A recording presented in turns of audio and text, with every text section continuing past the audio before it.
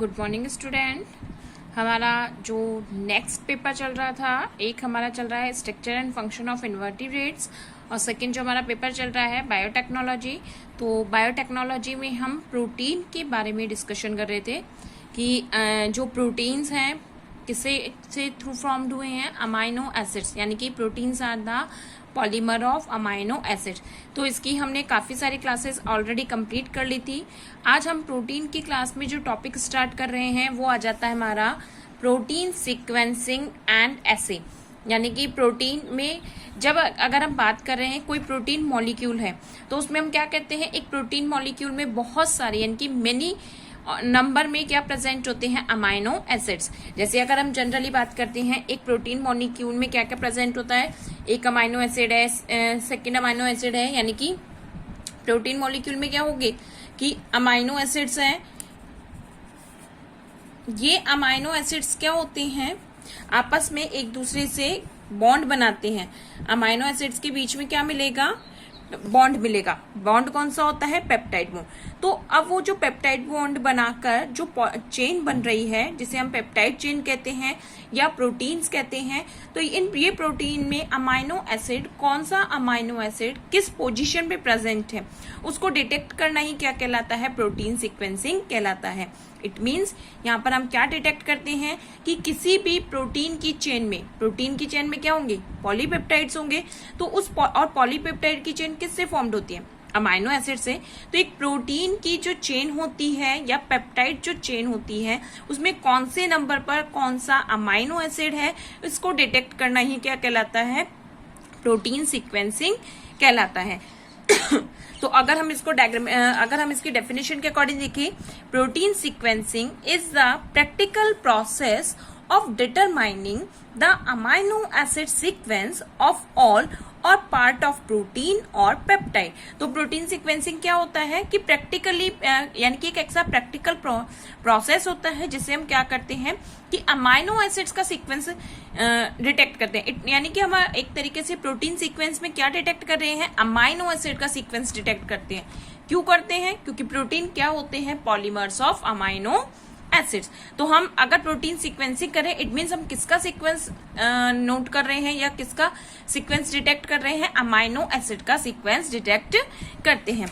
तो sequence of all, या तो कि सभी प्रोटीन्स में या पार्ट ऑफ यानी कि किसी पर्टिकुलर पार्ट में या किसी पेप्टाइड चेन में। तो हम क्या डिटेक्ट करते हैं प्रोटीन्स में कि अमाइनो एसिड का जो सीक्वेंस है या तो हम पूरी प्रोटीन में डिटेक्ट करते हैं या पर्टिकुलर किसी प्रोटीन के पार्ट में डिटेक्ट करते हैं या हम किसी पेप्टाइड चेन में डिटेक्ट करते हैं कि कौन सा प्रोटीन कौन से सीक्वेंस पर या हम कह सकते हैं कौन से नंबर पर प्रेजेंट होता है।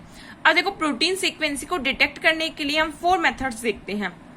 अगर हम किसी पॉलीपेप्टाइड चेन की अगर हम बात करें तो हमने क्या बोला, जैसे किसी पॉलीपेप्टाइड चेन में ये एक अमाइनो एसिड है, दूसरा अमाइनो एसिड है, तीसरा, चौथा एंड सून ऑन, इस तरीके से अमाइनो एसिड्स प्रेजेंट है। तो यानी कि फर्स्ट नंबर पर कौन सा अमाइनो एसिड है, सेकंड नंबर पे कौन सा अमाइनो एसिड है, third number, fourth number, fifth number, यानी कि जैसे 20 अमाइनो एसिड्स होती हैं तो कौन से नंबर पर कौन सा अमाइनो एसिड प्रेजेंट है उसको डिटेक्ट करना ही क्या कहलाता है, प्रोटीन सीक्वेंसिंग कहलाता है। ठीक है, तो अब एक तरीके से क्या हुआ, प्रोटीन जो सीक्वेंसिंग होती है उसको डिटेक्ट करने के लिए 4 मेथड अप्लाइज्ड है। अगर हम प्रोटीन का डिटेक्शंस कर रहे हैं, प्रोटीन का सीक्वेंस डिटेक्ट करते हैं, तो उसमें हम क्या करते हैं, 4 मेथड अप्लाई करते हैं। एक आता है, फर्स्ट जो मेथड आता है, determination of amino acid composition. First method क्या है, डिटर्मिनेशन ऑफ, यानी कि अमाइनो एसिड कंपोजिशन को डिटरमाइन करना कि अमाइनो एसिड जो है वो कौन सा कंपोजिशन बना रहे हैं। नेक्स्ट आता है end terminal amino acid analysis, यानी कि अमाइनो एसिड के एंड टर्मिनल पर कौन सा अमाइनो एसिड प्रेजेंट है। C terminal amino acid analysis, यानी कि सी टर्मिनल पर कौन सा अमाइनो एसिड प्रेजेंट है। और लास्ट जो आता है वो आता है क्लीवेज ऑफ पॉलीपेप्टाइड चेन, यानी कि क्लीवेज ऑफ पॉलीपेप्टाइड चेन को हम किस तरीके से ब्रेक डाउन करते हैं। क्लियर है। तो क्या होगा कि एक तरीके से जो प्रोटीन सीक्वेंसिंग है उसका मीनिंग क्या होता है, detection of amino acid sequence, कि यदि कोई पॉलीपेप्टाइड चेन है या अगर हम बात करते हैं कोई प्रोटीन का मॉलिक्यूल है तो उसके उस प्रोटीन के मॉलिक्यूल में कौन सा अमाइनो एसिड किस सीक्वेंस पर प्रेजेंट है, कौन सी पोजीशन पर प्रेजेंट है, उसको प्रैक्टिकली डिटरमाइन करना। तो अब फर्स्ट ऑफ ऑल हम ये देखते हैं कि कोई अमाइनो एसिड जो होता है उसकी एन और सी टर्मिनल क्या होते हैं। हालांकि ये हम ऑलरेडी क्लास में डिस्कस कर चुके हैं। देखो जैसे मैंने ये क्या बनाया है, एक पेप्टाइड चेन बनाई है। अब हमने क्या कहा कि अमाइनो एसिड्स में क्या होता है, एक तो अमाइन ग्रुप होता है और एक कार्बोक्सिलिक ग्रुप होता है। तो दो जो अमाइनो एसिड्स होते हैं, दो अमाइनो एसिड जो होंगे उनके बिटवीन क्या बनता है, एक पेप्टाइड बॉन्ड बनता है। तो जैसे अगर हम बात करते हैं यहाँ एक पेप्टाइड बॉन्ड इसमें बना, सिमिलरली अगर हम बात करते हैं इसी तरीके से पेप्टाइड बॉन्ड कहाँ बना, इसमें बना। तो अगर हम क्या कहते हैं, एक जो पेप्टाइड बॉन्ड होता है वो कहाँ बनता है, जो अमाइनो एसिड्स होते हैं उनके रेजिड्यू के बीच, दो अमाइनो एसिड के एक अमाइनो एसिड का कार्बोक्सिलिक ग्रुप और दूसरे अमाइनो एसिड के अमाइन ग्रुप के बिटवीन में क्या बनेगा, ये बनता है पेप्टाइड बॉन्ड। ठीक है, तो अब देखो यहाँ पे क्या है कि अमाइनो एसिड जो होगा उसमें एक तो क्या होता है अमाइन ग्रुप और एक क्या होता है कार्बोक्सिलिक ग्रुप होता है। तो एक पॉलीपेप्टाइड चेन में हमने क्या बात करी, यानी कि एक जो पेप्टाइड चेन होती है उसमें एक एंड पर क्या प्रेजेंट होगा, अमाइन ग्रुप प्रेजेंट होगा और एक एंड पर क्या प्रेजेंट होगा, कार्बोक्सिलिक ग्रुप प्रेजेंट होगा। तो वो पोजीशन यानी कि किसी पेप्टाइड चेन में यानी कि जहां पर अमाइन ग्रुप प्रेजेंट है, ये क्या हो गया अमाइन ग्रुप है। तो किसी पेप्टाइड चेन में जहां पर अमाइन ग्रुप प्रेजेंट होता है वो क्या आ जाता है, इसका एन टर्मिनल एरिया। ठीक है, किसी पेप्टाइड चेन में हम क्या बात कर रहे हैं कि ये हमने एक तरीके से एक पेप्टाइड चेन बताई। तो इस पेप्टाइड चेन में क्या हो गया, वो उस चेन में एक पोजीशन पर क्या होगा, एक पे अमाइन ग्रुप प्रेजेंट होगा। तो वो एरिया या हम कह सकते हैं किसी चेन के वो पार्ट जहां पर अमाइन ग्रुप प्रेजेंट होता है वो क्या कहलाता है, एन टर्मिनल एरिया कहलाता है, एन टर्मिनल रेजिड्यू कहलाएगा। इसी तरीके से जो चेन होती है उस चेन में दूसरा एंड क्या होता है, दूसरे एंड पर कार्बोक्सिलिक ग्रुप प्रेजेंट होता है। ये कौन सा ग्रुप हो गया, कार्बोक्सिलिक ग्रुप। तो किसी चेन के जब दूसरे पार्ट पर क्या प्रेजेंट होगा, कार्बोक्सिलिक ग्रुप होगा, तो वो क्या होगा, वो उसका सी टर्मिनल क्या डिटेक्ट करेगा, वो उसके सी टर्मिनल को डिनोट करता है। तो हमने सेकंड जो अगर हम बात करते हैं प्रोटीन सीक्वेंसिंग में जो एनालिसिस करने के लिए बताया, एक क्या होता है N terminal amino acid analysis और दूसरा क्या होता है C terminal amino acid analysis. तो यहाँ पर हमने देखा कि एन टर्मिनल कौन सा होता है और सी टर्मिनल कौन सा होता है। क्लियर है। अब हम नेक्स्ट जो स्टार्ट कर रहे हैं कि हम वन बाय वन हमने 4 मेथड्स देखे हैं, determination of amino acid composition, N terminal amino acid analysis, C terminal amino acid analysis and cleavage of polypeptide chain. इस तरीके से हमने क्या किए हैं कि हमने 4 मेथड्स देखे हैं। अब एक एक मेथड को हम लिखकर चलते हैं। फर्स्ट ऑफ ऑल क्या आ जाता है हमारा, determination of amino acid composition. क्या डिटरमाइन कर रहे हैं हम, जो अमाइनो एसिड है उनका क्या देख रहे हैं, कंपोजिशन देख रहे हैं। अब देखो जो क्या करते हैं हम इस प्रोसेस में हम क्या करते हैं, पेप्टाइड बॉन्ड ऑफ प्रोटीन, यानी कि ये इस प्रोसेस में जिसमें हम क्या कर रहे हैं, डिटरमाइन कर रहे हैं अमाइनो एसिड के कंपोजिशन को। तो हम क्या कर रहे हैं कि जो प्रोटीन है उसके पेप्टाइड बॉन्ड को हाइड्रोलाइज करते हैं।